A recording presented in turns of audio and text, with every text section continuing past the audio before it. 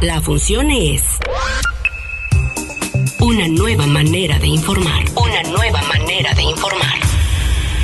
La función.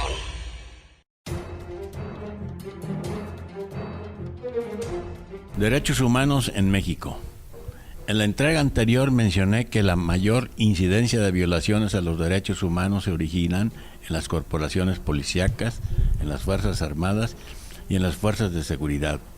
A estas podríamos agregar lo que hemos visto y padecido en años recientes, que no solo la autoridad constituida es violadora de los derechos humanos, sino que el ciudadano común, como usted y como yo, también lo somos.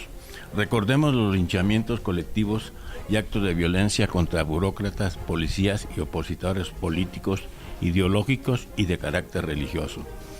En junio de 1990 se creó por decreto presidencial la Comisión Nacional de Derechos Humanos, responsable de vigilar el acatamiento de las normas que consagran los derechos humanos según las convenciones y tratados internacionales suscritos por México.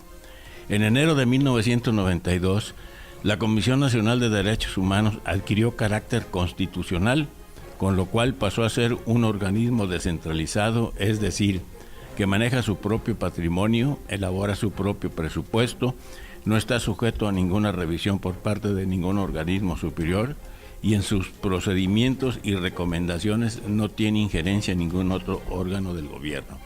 A la cabeza de la comisión se encuentra el Ombudsman, palabra sueca, que designa al procurador y defensor de los derechos humanos, cuyo nombramiento corresponde al presidente de la República con la aprobación del Senado.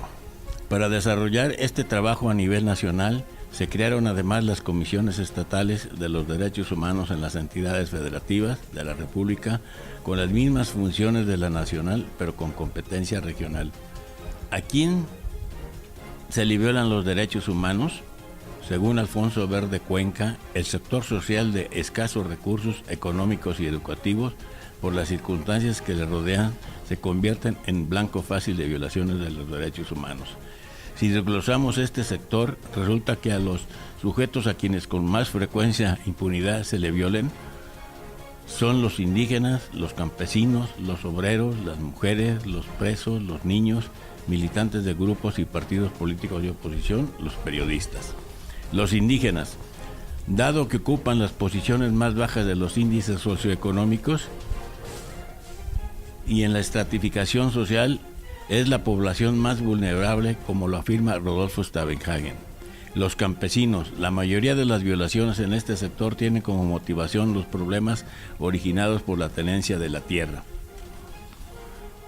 Los obreros, el proceso de modernización del país conlleva en la práctica la modificación de las relaciones laborales con una clara tendencia a favor de los intereses patronales, pasando sobre las mínimas garantías de los trabajadores. Recordemos los trabajadores de la Compañía de Luz y Fuerza del Centro. Las mujeres son un grupo vulnerable por la posición que tradicionalmente ocupan en la sociedad y en la familia. Traigamos a la memoria a las muertas de Juárez, que fueron y son una vergüenza a nivel mundial para México. Los presos, el sistema penitenciario mexicano se caracteriza por una sobrepoblación masiva, instalaciones con condiciones insalubres, pero sobre todo la corrupción imperante. Basta recordar Topo Chico. Los niños, casi la mitad de la población del país, son menores de edad y un amplio sector de esta están sujetos a situaciones de violencia, explotación, trabajo pesado, prostitución y pornografía. Militantes de grupos y partidos políticos de oposición. En el sexenio de Carlos Salinas de Gortari, un partido político denunció el asesinato de 150 de sus miembros. Periodistas, únicamente mencionaré el caso de Lidia Cacho, que es emblemático del cinismo y perversidad del gober precioso del estado de Puebla. Termino. Casi a fines de la primera década de este siglo, es franco el retroceso en materia de respeto a los derechos humanos en nuestro país. Hoy somos el segundo en el mundo donde más periodistas mueren asesinados y todos los días hay ejecuciones atribuidas al narco y graves violaciones contra los ciudadanos, que ya ni recomendaciones merecen por parte de los organismos encargados de estos asuntos. En esta ocasión recomendaremos 2 libros.